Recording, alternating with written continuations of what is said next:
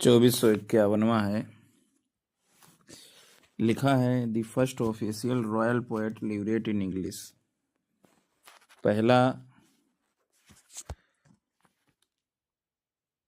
अंग्रेजी में पहला आधिकारिक शाही कवि यानी पोएट लिवरेट कौन था? तो अंग्रेजी में पहला ऑफिशियल रॉयल पोएट था जॉन ड्राइडेन। कौन था? John Dryden. अगला है विलियम वर्ड्सवर्थ पर रॉबर्ट ने हमला किया। William Wordsworth has been attacked by Robert Browning in the poem the lost leader. किसमें? लोस्ट लीडर में विलियम वर्ड्सवर्थ पर हमला किया रॉबर्ट ब्राउनिंग ने। अच्छा, दी बॉर्डरर्स का मुख्य विषय क्या है? Main theme of the Borderers BORDERERS। तो the consequences of moral weakness and manipulation, नैतिक कमजोरी और उसके परिणाम चालाकी। The consequences of moral weakness and manipulation, नैतिक कमजोरी और परिणाम मैनिपुलेशन, परिणाम चालाकी। अगला है the new classical age in English literature follows the models of. अंग्रेजी साहित्य में नव शास्त्रीय गुण निम्नलिखित मॉडलों का अनुसरण करते हैं। किसके अनुसरण करते हैं? तो फ्रेंच लिटरेचर का। जो न्यू क्लासिकल नव शास्त्रीय युग है इंग्लिश लिटरेचर में, वो किसको फॉलो करता है? फ्रेंच रिवॉल्यूशन को। आगे है, यह नाटक एथेंस में आधारित है। The play is set in Athens and consists of several subplots that revolve around the marriage of Theseus and Hippolyta HIPPOLYTA। तो इसमें कई उपवाक शामिल हैं जो विवाह के इर्द गिर्द घूमते हैं। थीसियस और हिप्पोलिटा की कहानी है, मैरिज है। तो वो नाटक है आपका मिडसमर नाइट, एथेंस में आधारित है। इसमें कई उपनाटक भी हैं जो विवाह के, कौन से विवाह के? थीसस THESEUS, थीसस और हिप्पोलाइटा। अगला, कौन कहता है पन समानार्थक शब्दों का एक खेल है? पन जो है एक समानार्थक शब्दों का खेल है। तो पन जो है समानार्थक शब्दों का एक खेल है। Pun is a play on words that are similar. किसके सिमिलर? ध्वनि में भिन्न होता है, अर्थ में भिन्न। Sound in sound but diverse in meaning. Sound में सिमिलर होता है लेकिन मीनिंग में अलग होता है। ऐसा नहीं है कि मीनिंग में समान हो, साउंड में डाइवर्स हो। नहीं, डाइवर्स मीनिंग में होता है। ऐसा भी नहीं होता है साउंड और मीनिंग दोनों में डिफरेंट होना। साउंड एक जैसा होता है शब्द का और मीनिंग अलग अलग होता है। आगे कह रहा है, in which country is the story of Othello set in. Othello जो नाटक है वो किस देश में घटित होता है? तो वेनिस में। Story of Othello set in Venice country. Who is the writer of the book? John Galsworthy as a dramatic artist. John Galsworthy एक ड्रामेटिक आर्टिस्ट हैं। ये कौन कहता है? John Galsworthy as a dramatic artist. इस पुस्तक के लेखक कौन है? राइटर कौन है? किताब है John Galsworthy as a dramatic artist.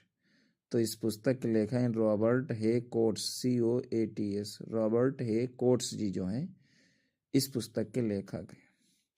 अगला है, a description that appeals to one of the 5 senses. एक ऐसा वर्णन जो 5 इंद्रियों में से किसी एक को आकर्षित करता हो, तो वो कहलाता है imagery. A description that appeals to one of the 5 senses, IMAGERY, imagery. A description that appeals to one of the 5 senses, तो इमेजरी कहलाएगा, मतलब बिंब कहलाएगा। अच्छा, Milton's devil as a moral being is far superior to his God. Milton के अनुसार शैतान एक नैतिक प्राणी के रूप में ईश्वर से कहीं अधिक श्रेष्ठ है। Milton's devil as a moral being is far superior to his God. तो पीवी शैली ये बात कहते हैं कि मिल्टन जो है, शैतान एक नैतिक प्राणी के रूप में ईश्वर से कहीं अधिक श्रेष्ठ है। Far superior to his God, PB Shelley. आगे लिखा है, मेरे शेक्सपियर उठो, मैं तुम्हें चौसर और स्पेंसर के पास नहीं ठहराऊंगा, ना ही ब्यूमॉन्ट को एक रेखा और अगले लेटने के लिए कहूंगा ताकि तुम्हारे लिए जगह बन सके। यह किसकी टिप्पणी है? My Shakespeare rise I will not lodge thee by Chaucer और स्पेंसर, LODG, और bid Beaumont BEAUMONT, bid Beaumont lie a little further to make thee a room. तो ये कमेंट की है बेन जॉनसन ने। My Shakespeare rise I will not lodge LODG thee by Chaucer और Spenser, और bid Beaumont lie a little further to make thee a room. Milton's Lycidas L'Allegro Penseroso जो belong to, तो Horton period. Milton की जो Lycidas L'Allegro second Penseroso जो PENSEROSO second Penseroso जो, ये किससे बिलोंग है? ये हॉर्टन पीरियड से, HORTON, हॉर्टन पीरियड से बिलोंग करती हैं लाइसिडस एलेग्रो पेनेरो। अच्छा, एक घोड़े के लिए मेरा राज्य, a horse my kingdom for a horse. ये एक्ट 5th और सीन 4th में कहाँ से ली गई हैं? एक घोड़े के लिए मेरा राज्य, तो ये रिचर्ड III के नाटक में लाइनें आती हैं, a horse my kingdom for a horse. 2464वां कह रहा है, nature herself was proud of his designs and joys to wear the dressing of his line. ये शेक्सपियर के बारे में कौन कमेंट करता है कि प्रकृति स्वयं उनकी रचनाओं पर गर्व करती थी और प्रसन्नता के वस्त्र पहनना आनंदमय है। And joys to wear the dressing of his lines, और वस्त्र पहनना आनंदमय है। Nature herself was proud of his designs and joys to wear the dressing of his lines. तो ये बेन जॉनसन के कथन है। आगे कहता है, take O take those lips away, ये किस नाटक का गीत है? Take O take those lips away, तो ये मेजर फॉर मेजर का है। Take O take those lips away, Measure for Measure का है। देखिए, चौथे अंक के प्रारंभ में मेजर DLA सुने के दृश्य में यह गीत आता है। मेजर DLA सुने के दृश्य में यह गीत आता है, जिसे विश्वसनीय गायक द्वारा गाया गया है।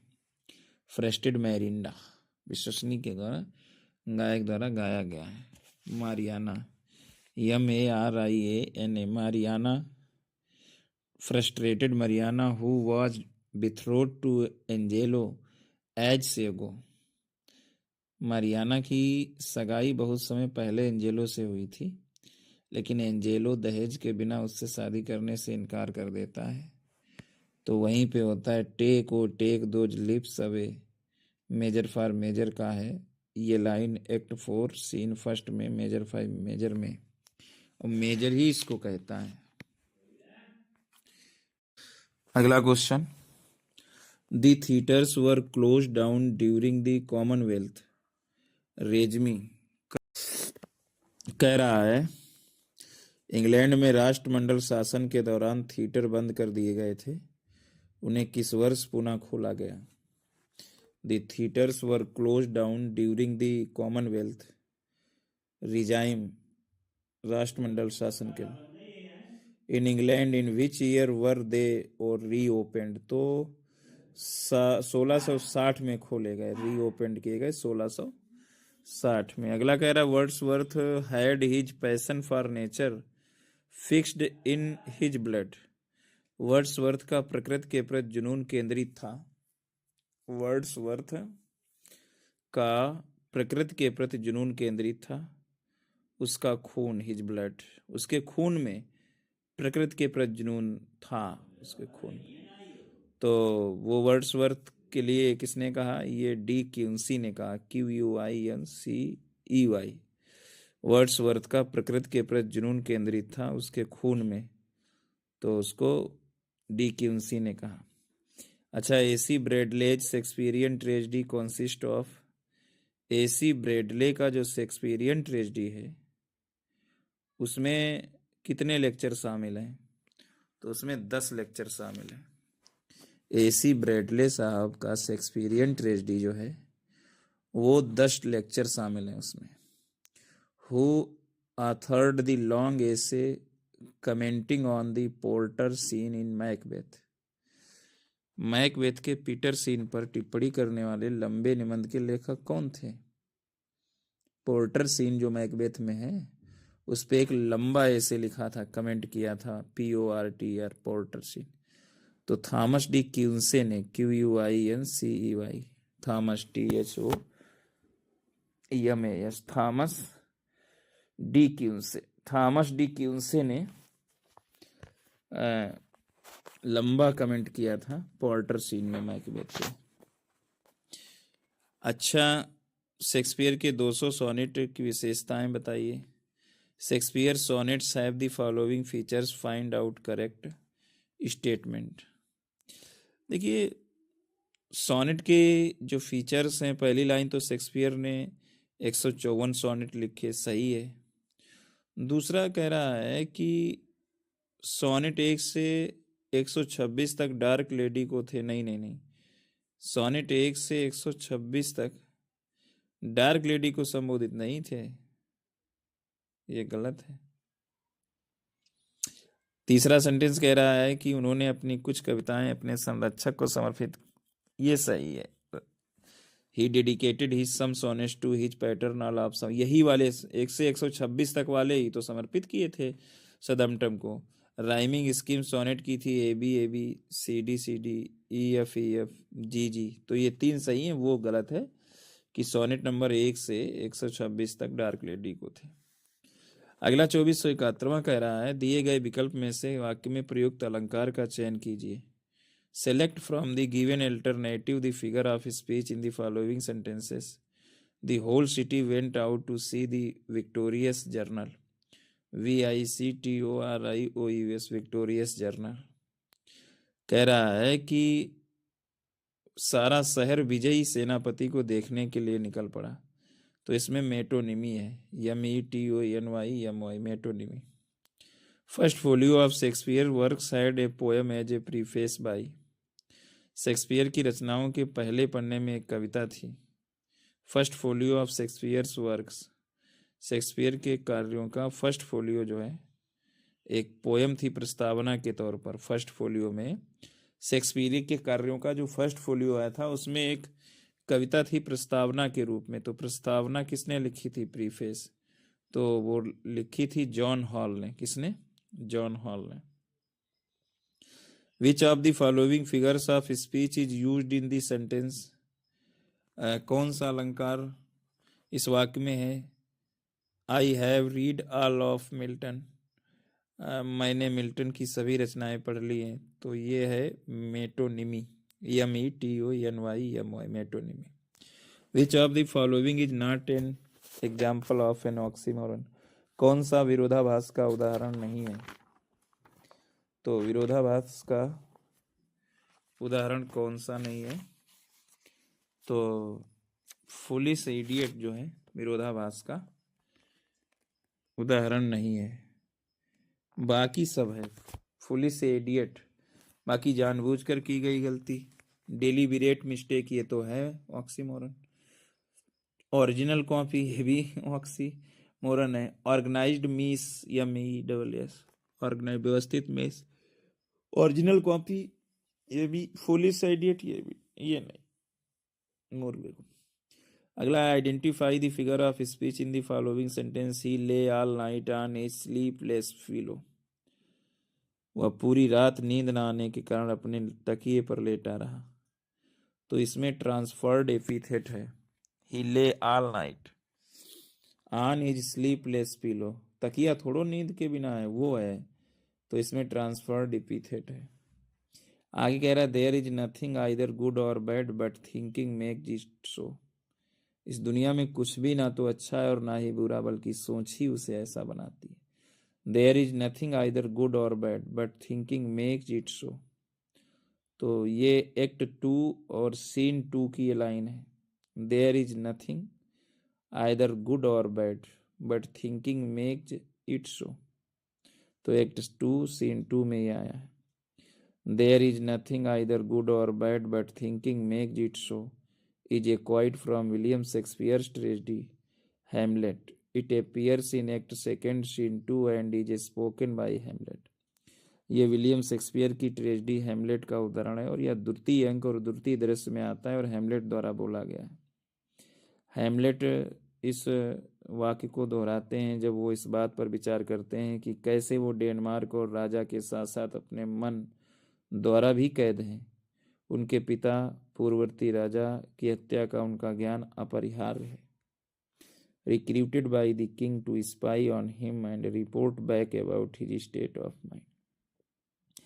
अच्छा, प्रोजोडी का क्या अर्थ है? PROSODY। प्रोजोडी का तर्क है it is the science of all the three mentioned above. या ऊपर उल्लिखित तीनों का विज्ञान है। It is the science of all the three mentioned above. अच्छा, who expresses the common judgement of home when he says. कौन किसके बारे में आम राय व्यक्त करता है जब वह कहता है मुझे याद नहीं आता कि मेरे जीवन में किसी भी किताब, व्यक्ति या घटना ने मुझ पर शेक्सपियर के नाटकों जितना गहरा प्रभाव डाला हो। तो वो ग्वाइथे साहब कहते हैं, GOETHE, ग्वाइथे। Who expresses the common judgment of whom when he says, I do not remember that any book or person or event in my life ever made so great impression upon me is the pledge of Shakespeare। तो इसको ग्वाइथे, GOETHE।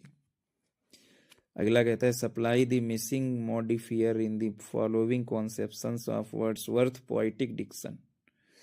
कह रहा है Wordsworth की काव्य शैली की अवधारणा में लुप्त विशेषण को भरिए। Missing modifier in the following conception of Wordsworth poetic diction. There neither is nor can be any difference, essential difference इसको बोलेंगे, essential difference between the language of prose and metrical composition. There neither is nor can be any essential difference between the language of prose and metrical composition, COMPOSITION। तो essential हो जाएगा। अगला है the original title of which of Wordsworth following poems was a poem on the growth of an individual mind। मतलब ये poem जो है growth का, इंडिविजुअल माइंड, तो इसका हो जाएगा द प्रेल्यूड, प्रस्तावना। ओरिजिनल टाइटल क्या है वर्ड्सवर्थ की इस पोयम का? A poem on the growth of an individual mind, तो इसको बोलते हैं प्रेल्यूड, PRELUD, प्रेल्यूड। अच्छा, no nightingale did your chant more welcome notes to weary bands of travellers in some shady haunt among Arabian sands, which of the following poems by William Wordsworth contain the above mentioned line? अरब की रेत के बीच किसी छायादार स्थान पर थके हुए यात्रियों के समूह के लिए इससे अधिक स्वागत योग्य स्वर किसी बुलबुल ने कभी नहीं गाए। No nightingale did ever chant more welcome notes to weary bands of travelers in some sady haunt, HAUNT, among Arabian sands, which of the following poems by William Wordsworth? तो ये होता है solitary reaper, REAPER, solitary reaper, SOLITARY, solitary reaper. Enough of science and of art, close up those barren lips, come forth and bring with you a heart that watches and receives। Above lines are concluding lines of Wordsworth। ये किसकी समापन पंक्तियां हैं किस वाली poem की? कह रहा विज्ञान और कला बहुत हो गए, उन बंजर पत्तों को समेट लो, बाहर आओ और अपने साथ एक ऐसा हृदय लेकर आओ जो देखता और ग्रहण करता हो। Enough of science end of art, close up those barren BARREN leaves, come forth and bring with you a heart that watches and receives। तो इसको हो जाएगा टेबल्स टर्नेट।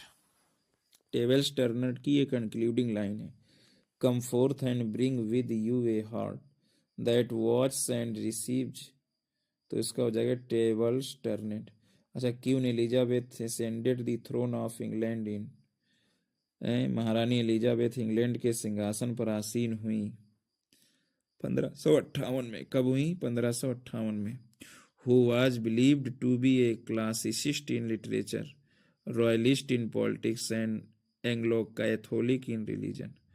वो जिन्हें साहित्य में क्लासिस्ट माना जाता था, राजनीति में राजशाही समर्थक माना जाता था। क्या आप धर्म से एंग्लो कैथोलिक हैं? ये किसके बारे में बात कर रहा है? ये मैथ्यू अर्नोल्ड के बारे में कह रहा है। नहीं, T.S. Eliot. Classicist in literature, royalist in politics and Anglo Catholic in religion, तो T.S. इलियट। आगे कह रहा है who called the 18th century our admirable and indispensable 18th century.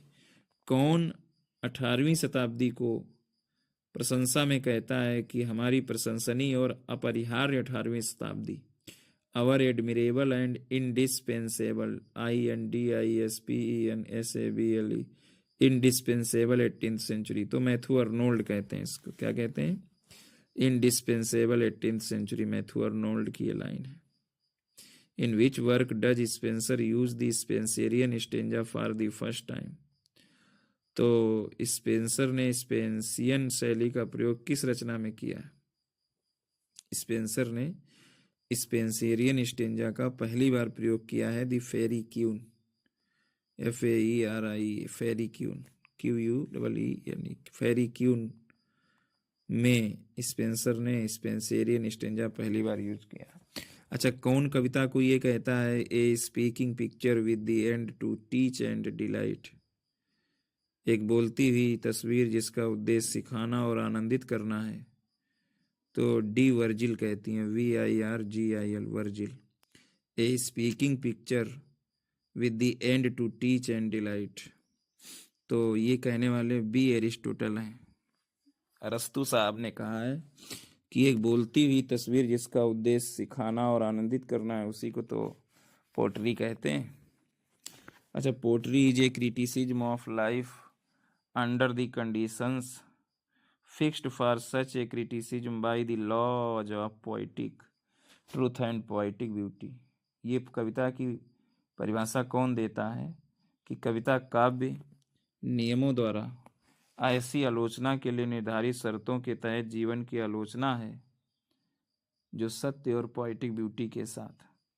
Pottery is a criticism of life under the conditions fixed for such a criticism by the laws of poetic truth and poetic beauty। ये Matthew Arnold ने ये बताया है। Matthew Arnold ने सत्य और काव्य सौंदर्य के द्वारा poetry is a criticism of life under the conditions fixed for such a criticism by the laws of poetic truth and poetic beauty. तो ये डिफाइन किया है कविता को इन शब्दों में मैथ्यू अर्नोल्ड ने। अच्छा, 18th century in English literature is also called, अंग्रेजी साहित्य में 18वीं शताब्दी को क्या कहा जाता है? तो 18वीं शताब्दी को कहा जाता है एज ऑफ रीजन। 18वीं शताब्दी को अंग्रेजी साहित्य में कहा जाता है तर्क का युग। 2490वां क्वेश्चन कहता है it is a cynical form and draws laughter in the hypocritical actions and mistakes of people institutions where things and situations are criticised and ridiculed to earn a few laughs. यह एक निंदक रूप है और लोगों, संस्थानों आदि के पाखंडी कार्यों और गलतियों में हंसी पैदा करता है। जहाँ कुछ हंसी पाने के लिए चीज़ों और स्थितियों की आलोचना और उपहास किया जाता है, यह एक निंदक रूप है और लोगों, संस्थानों आदि के पाखंडी कार्यों और गलतियों में हंसी पैदा करता है। जहाँ कुछ हंसी पाने के लिए चीज़ों और स्थितियों की आलोचना और उपहास किया जाता है तो उसको सैटायर बोलते हैं। SATIR, सैटायर बोलते हैं।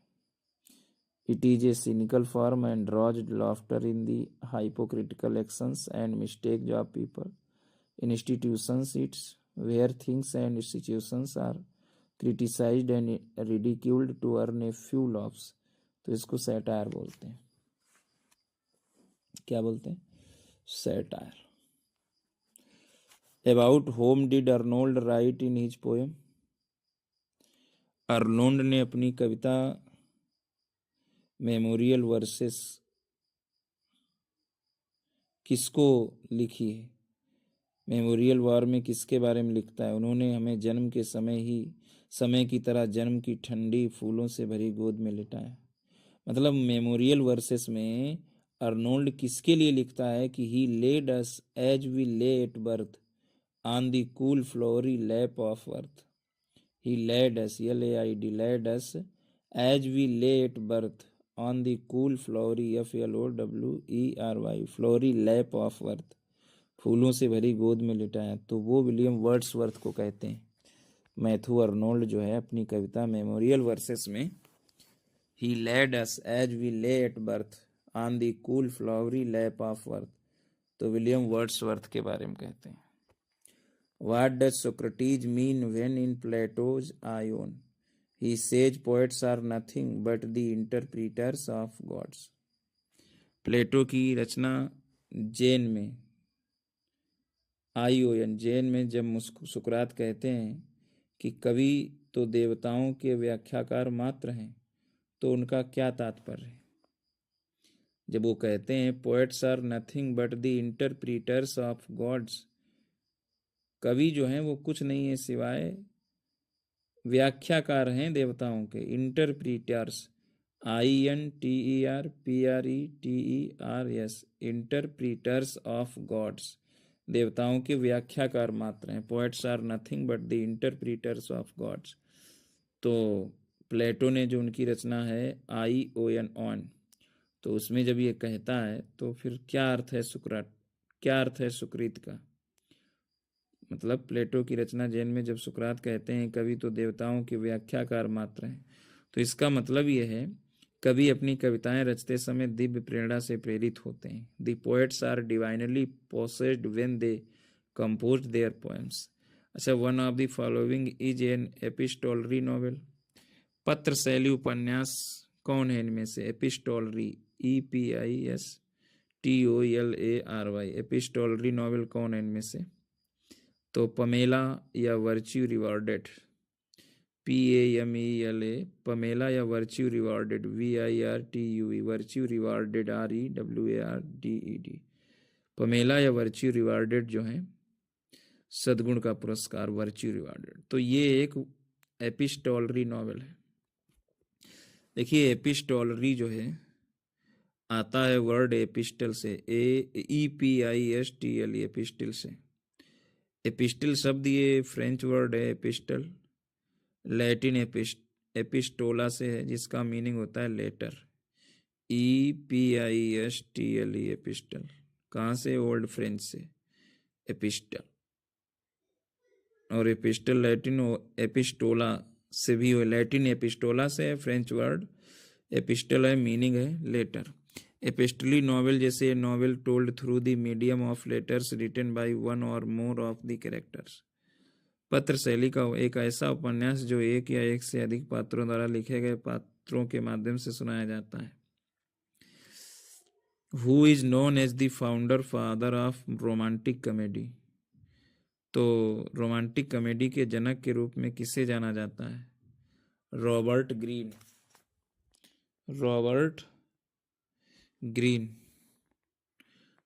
ग्रीन को जाना जाता है रोमांटिक कॉमेडी के फाउंडर के तौर पर।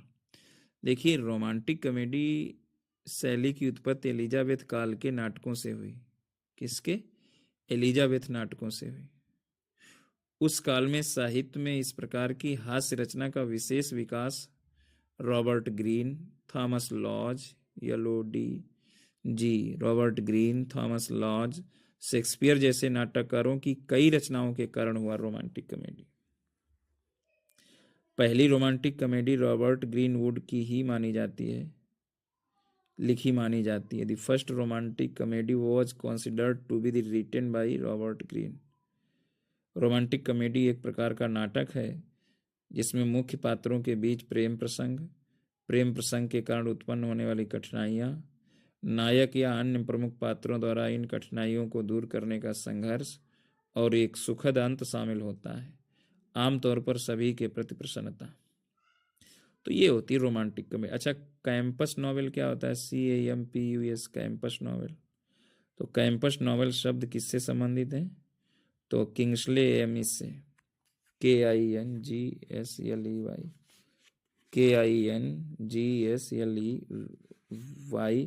Amiss, AMIS, Kingsley amiss. देखिए, कैंपस नॉवेल जो है एकादमिक नॉवेल भी कहा जाता है। यह एक ऐसा नॉवेल है जिसकी मुख्य घटनाएं किसी विश्वविद्यालय के कैंपस और उसके आसपास घटित होती हैं। कैंपस नॉवेल में, कैंपस नॉवेल की शुरुआत 1950 के दशक के आरंभ से हुई। कैंपस नॉवेल की शुरुआत जो है 1950 के दशक से हुई। मैरी मैकार्थी, MAMCCART बचे, मैरी मैकार्थी द्वारा लिखित द ग्रब्ज ऑफ एकेडम, ACADEME, ग्रब्ज ऑफ एकेडम को इस प्रकार के उपन्यास को सबसे प्रारंभिक उदाहरण माना जाता है। ग्रब्ज ऑफ एकेडमी 1952 में, मैरी मैकार्टी। अच्छा, गाइनोक्रिटिसिज्म फोकस ऑन, गिवनोक्रिटिसिज्म किस पर ध्यान केंद्रित करता है? GYNOCRITICISM, गाइनोक्रिटिसिज्म ध्यान केंद्रित करता है स्टडी ऑफ वुमेन्स राइटिंग, महिलाओं के लेखन का अध्ययन करता है। देखिए, स्त्री लेखन का अध्ययन है। गाइनोक्रिटिसिज्म शब्द एलन सोवाल्टर द्वारा ELAINE, एलन सोवाल्टर, SHOALTR, शोवाल्टर द्वारा 1979 में टूवर्ड्स ए फेमिनिस्ट पॉलिटिक्स में गढ़ा गया था। गाइनोक्रिटिसिज्म एक प्रकार की आलोचना को संदर्भित करता है। नारीवादी आलोचना, पाठ्यर्थ की लेखिका निर्माता के रूप में, पाठक के रूप में नारी की भूमिका के विपरीत नारीवादी आलोचना, महिलाओं के लेखन, स्त्री शास्त्रीय ग्रंथ और महिलाओं के अनुभव की विशिष्टता से संबंधित होने के कारण यह नारीवादी व्यक्तिपरकता, नारी भाषा और नारी साहित्यिक कैरियर पर ध्यान केंद्रित करती है और साहित्य के विश्लेषण के लिए एक नारीवादी ढांचा बनाने का प्रयास करती है। संक्षेप में, यह फेमिनिस्टों द्वारा महिलाओं द्वारा रचित कृतियों का नारीवादी कृतियों के रूप में मूल्यांकन करने के लिए तैयार की गई आलोचना का एक प्रकार है। अच्छा, 2497वां क्वेश्चन कहता है, यूनानी विद्वानों और कलाकारों का अपने देश से पलायन किसके बाद शुरू हुआ? The exodus, exodus of Greek scholar and artist from their country started after. तो कब प्रारंभ हुआ? तो प्रारंभ हुआ था ट्राय के युद्ध में यूनानियों की पराजय के बाद में। The fall of Constantinople, CONSTANTINOPLE, Constantinople at the hands of Turks. Try के युद्ध में जब हो गई हार, कौन सा युद्ध? हैंड्स ऑफ द तुर्क के हाथ पर, कॉन्स्टेंटिनोपल में जब उनकी हार हो गई, तब फिर यूनानियों, विद्वानों और कलाकारों का अपने देश से पलायन शुरू हो गया। अगला कह रहा है कि एक प्रकार की त्रासदी होती है, ए काइंड ऑफ ट्रेजेडी और tragic comedy that came into vogue एक प्रकार की त्रासदी होती है। हास्य जो 1640 में अंग्रेजी राजशाही की पुनर्स्थापना के साथ प्रचलन में आई। Working with restoration of English monarchy in 1660, influenced by French classical tragedy and its dramatic unities, it aimed at epic grandeur. एक प्रकार की त्रासदी हास्य जो 1600 इसमें डेट दी ही नहीं गई है में अंग्रेजी राजशाही की पुनर्स्थापना के साथ प्रचलन में आई। एक प्रकार की त्रासदी, a kind of tragedy and tragic comedy that came into vogue with the restoration of the English monarch in 1660, मतलब 1660 में आई जब इंग्लिश मोनार्की फिर से रेस्टोरेशन हुई, और ये फ्रेंच क्लासिकल ट्रेजेडी से प्रभावित थी और इसका ड्रामेटिक यूनिटीज से भी प्रभावित थी। तो ये एपिक कौन थी?